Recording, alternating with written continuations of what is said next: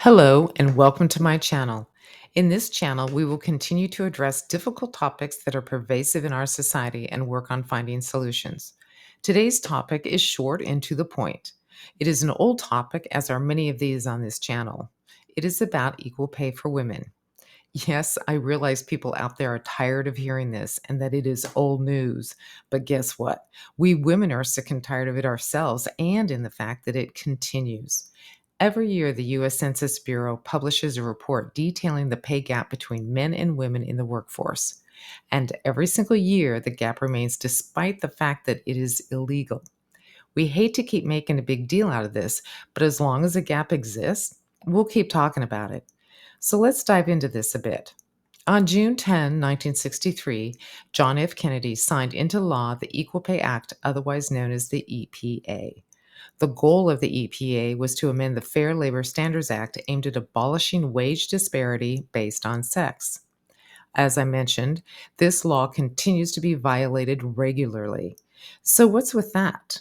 Why were we given a law that should, by all means, guarantee us equal pay, but then force us to fight for it?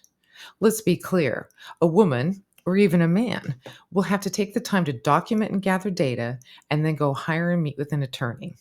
Seriously, between working full time, commuting, possibly raising children, and having a life, who has time for that? So we are given the legal rights, but now we are forced to work even harder to receive what should automatically be ours by law? This needs to change. Why are these companies not complying with this law?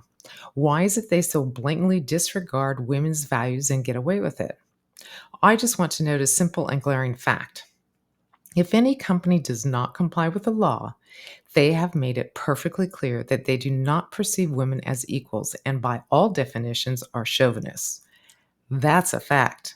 And they could not be more clear about continually and intentionally suppressing women and taking women's losses in wages as company gains in profits and bonuses directly into their own pockets.